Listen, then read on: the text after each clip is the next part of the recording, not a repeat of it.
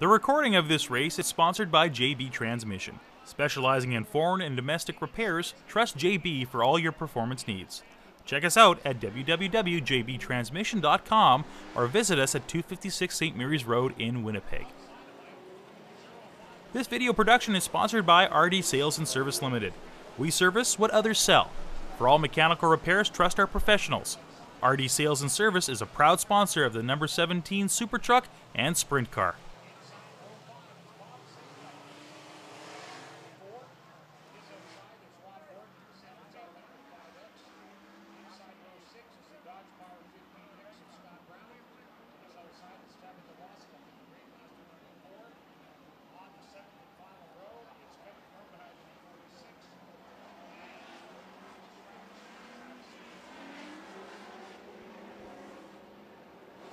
One lap to green. The official pace track of Red River Co-op Speedway is provided by Winnipeg Dodge.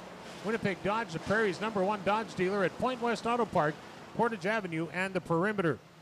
And of course, again, Piston Ring. Piston Ring since 1953 in Manitoba. And of course, so with 26 Manitoba locations, the parts you want, the service you deserve at Piston Ring. They are at pistonringservice.com. Lined up and ready to race, 15 on the Pepsi board. George Balkan will bring him to the green. And remember, the winner of this one is qualified for the AMSOIL Race of Champions at the Wayzata 100. Here we go. We're going green for Piston Ring.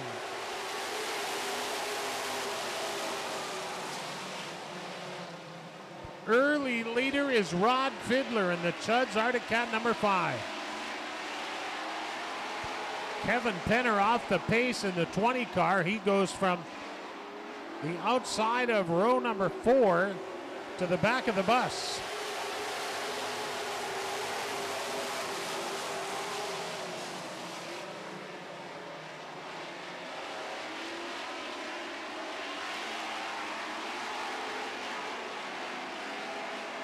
Scott Brown in the 15X currently 6th, but Scott Brown started in the 11th starting spot.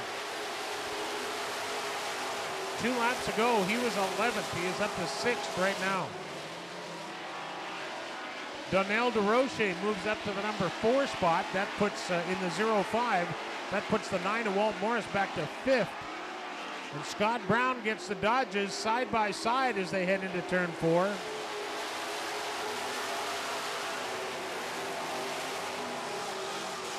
Oh boy, Paul Beard in the 88 and George Balkan in the 14 exchange pleasantries in turns 1 and 2. Beard is currently 2nd, but the 14 of George Balkan is in hot pursuit as they come down the front straightaway.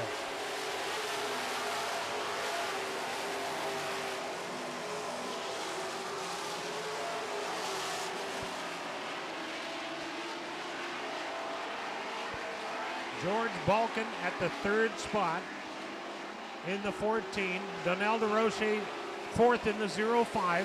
Scott Brown is 5th and making moves towards the front. In the Kendall's backhoe service, number 15. DeRoche, the 05, slips a little wee bit on DeRoche, and that allows Scott Brown the opportunity to get inside. Rod Fiddler doing a nice job in the Thirsty Lion. Superior Asphalt number 5.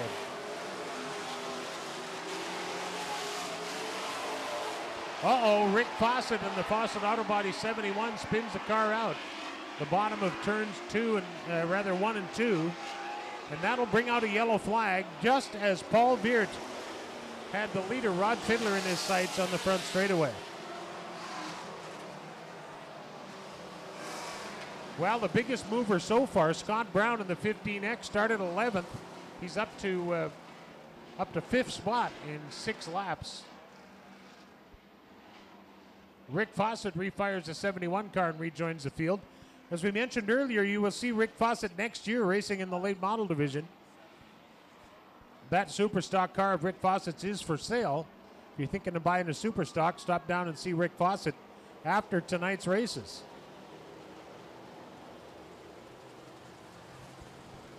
That's a tough break for Rick. That's a good car. That's a Fagers chassis. A lot of these tough competitors in the Superstock class do use that Fagers chassis. Ricky is sponsored by Fawcett Auto Body, Superior Trust, Curtis Carpets.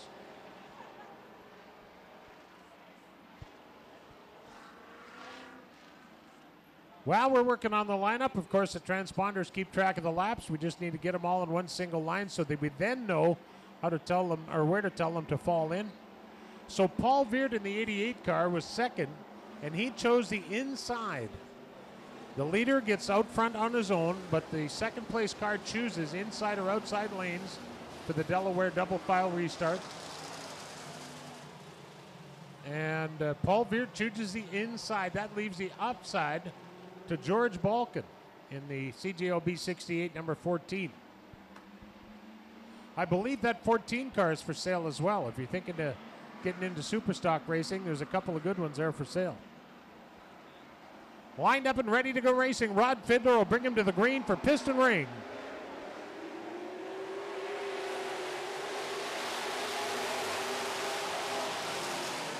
Oh, hello, we got a rhubarb in turn one. Oh, man. Wow. Race of Champions qualifier. Everybody wants to make it. Holy mackerel. Tough competition here in the Superstock class.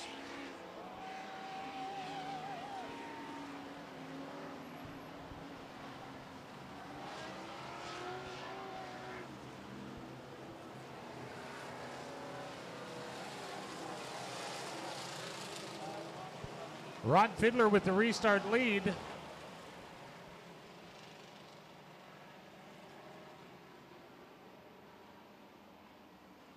Well, joining me up here in the booth, a guy that just won that street stock feature, Sean Tunis. First of all, Sean, congratulations. That looked like it was a tough one. That was crazy. When James blew by me on the top side, I was like, oh man, I'm in trouble now. And I reeled myself back in, and we were able to run almost door to door for the rest of the race. That was crazy. And Shane was right on us. That was awesome. Well, you top three guys put on a heck of a show. We thank you for that. It was terrific. Now, James Wall, you have a certain amount of trust that you're able to race door to door like that. Can you do that with everybody, or did you know you could with James, or what? Absolutely. With James and Shane out there, you can race door to door those guys all day and not touch. Unfortunately, you can't do that with everybody out here, but those guys, you can do that no problem. We go out every weekend. We pit beside each other. I mean, you can race door to door that guy all day, 20 laps, no problem. Well, you did a great job. You put on a great show for us. And who helps you get that car ready for the races every week?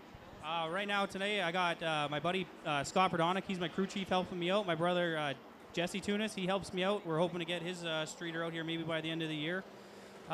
Missy Theveno's with me in the pits today. And during the week, the Carolick clan helps me out a lot. And the Emery guys, I mean, there's so many guys that just help me out during the week. It's awesome. Well, everybody, Sean Tunis did a great job in the street stock main event. We congratulate you and wish you luck the rest of the weekend. Thanks, Pat. Sean Tunis, everybody, grabs a victory in the street stocks, and man, what a hard-fought battle it was. We are going back to green in the super stocks with 9 laps remaining. Green is in the air.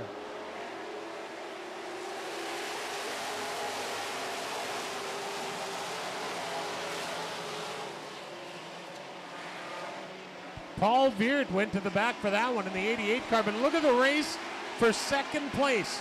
3 cars wide as they hit into turn 3. Something's got to give. Whoa. Scott Brown started 11th. He is currently battling for the number 2 position. Scott Brown with a firm grip on the number 2 spot.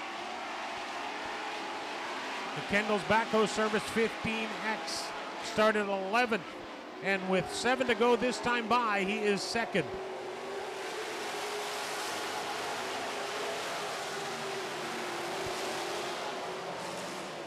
George Balkin way up on the high side. Is there anything up there, George? That's the catch. Uh-oh, we got 2 blue and white cars trying to exchange bodies.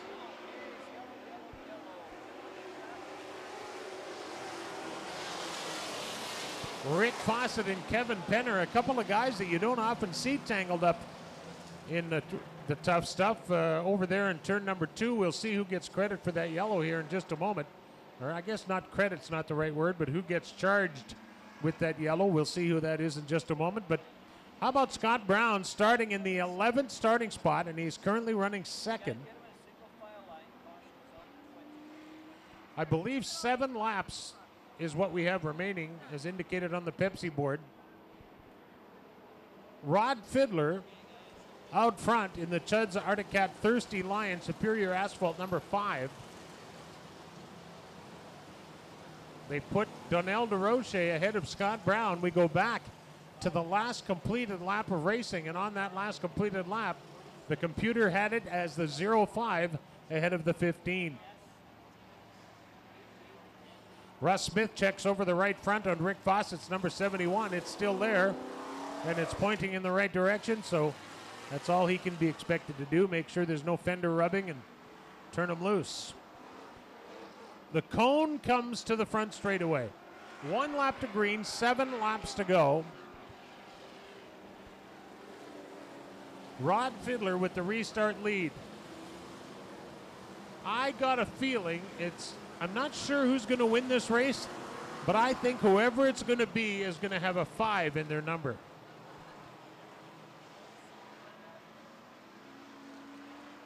I'm not too sure, but I think it's going to have a 5 in there somewhere.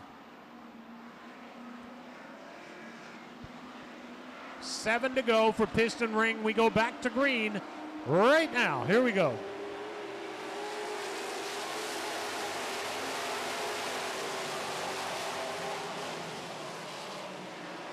Keep in mind, oh boy, here we go again. Turn 1 littered with debris. Track is almost blocked, so I hope these guys get the idea pretty soon. Como's waving the green flag.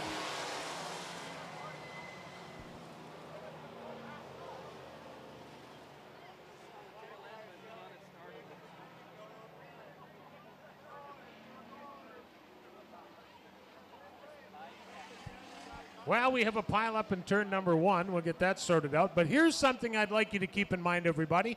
Mike Martin won his heat race in the 55 car with no power steering. He is currently out there still working on it with no power steering, and he's currently running in the 4th spot. Not bad. He'll be needing a physiotherapist tomorrow, I think. Occupational therapist, maybe.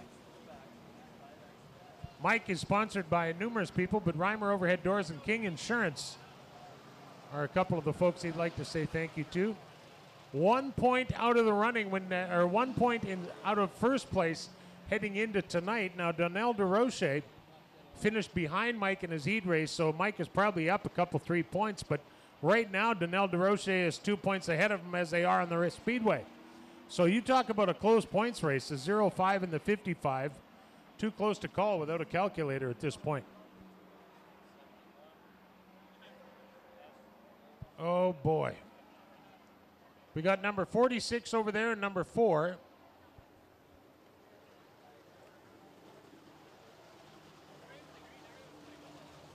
Well, this gives us an opportunity to remind you that Piston Ring is a Manitoba-owned and operated company with 26 locations around the area. And they are the people with the parts you want, the service you deserve, and you can check them out online at pistonringservice.com. Piston Ring since 1953.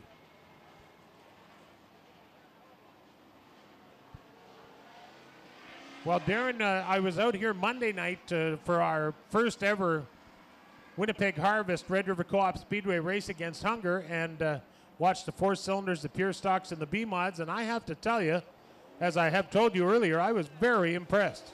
That Monday night program is fantastic. You know, I hadn't seen it in a couple years, and now that I'm working it each and every Monday night, it's a hidden gem. It's really the racing has been so good in all 3 classes. It's just been very competitive. You know, you can pick your favorite. We have a lot of classes here at Red River Co-op Speedway, but the 4 cylinders and the pure stocks, and especially the Midwest mods, have been just side by side, door to door, week every week, or week after week rather. It's been fantastic. Well, I was quite impressed. I was telling the guys in the pit area tonight I was visiting with before tonight's event that I was here Monday night, and just how good the racing was. And I encourage you race fans to come out here on a Monday night pure stocks, 4-cylinder stocks, and the Midwest Modifieds. And I'm here to tell you the racing was excellent, absolutely excellent. And the other thing is, if you get here at 7:30, done at 9:30. I like that. The hourly rate was pretty good too. But it was really, really quite good. And the tickets are only $10 to come and watch races on Monday night.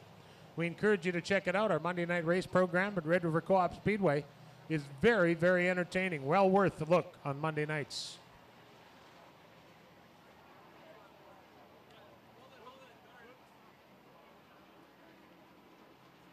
We told the fans that. We got great fans here, Pat. Have we talked about this, about the amount of poundage of food? No, we haven't. You talking about me? Not talking about what you consumed at the concession. Okay. I'm talking about what the fans brought to Monday night for that race against hunger for Winnipeg Harvest. That's incredible. Tell the Bombers story. Well, I didn't realize this until we went. Blair Bodley went to Winnipeg Harvest the next day with our Dodge Pace truck jammed with food. And basically the story is this. Our Monday night race fans last Monday, the Red River Co-op Speedway race against Thunder, contributed 1,341 pounds of food to Winnipeg Harvest, as compared to the Winnipeg Blue Bombers collected 600 pounds. So hang on, we more than doubled the Bombers, and they get how many people to an event? 30,000, 25,000? I don't know. Do they get that many? I know they're getting a new building. Yeah, I've heard that. Do we need a new building because we got all that food or what? That's something else. So we doubled. More than double. Yep. Wow, that's incredible. Thanks to all our fans. Yep, you betcha. Great fans on Monday nights. We had a real good turnout, as a matter of fact, and it was a real fun evening. 1,300 plus pounds of food for Winnipeg Harvest.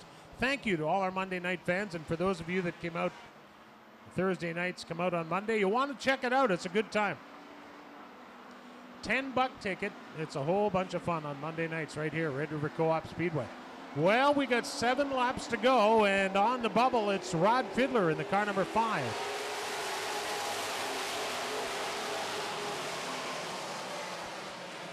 Scott Brown gets inside second place, 0-5 of DeRoche, and takes over the number 2 position.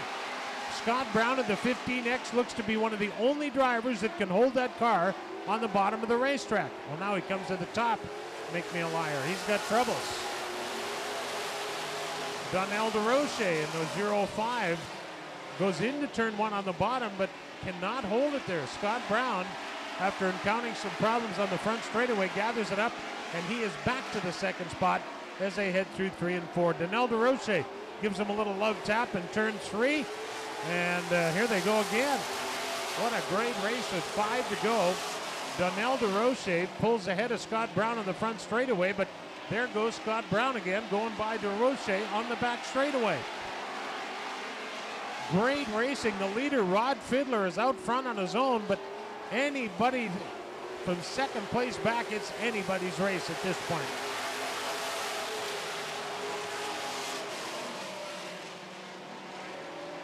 Paul Veert goes way up to the top in the 88 car to try and cover some ground. When most people are running the bottom, he's got to go somewhere because the bottom is kind of plugged up.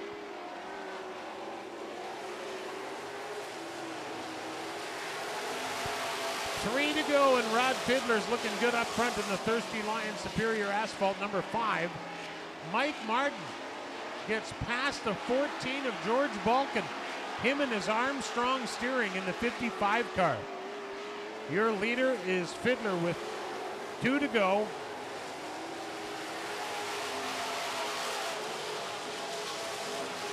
Mike Martin doing a great job in that car number 55 with no power steering. He is currently 5th. Wow, we talk about a points race. He in the 0-5 of DeRoche. Too close to count. White flag for your leader, Rod Fiddler.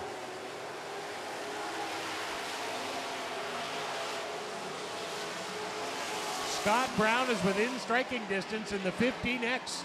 Can he get it done in turns 3 and 4? He gets inside on the 5 of... Here they come, door to door, coming off of turn number 4.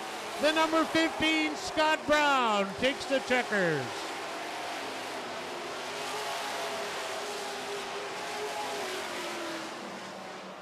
Wow, what a finish.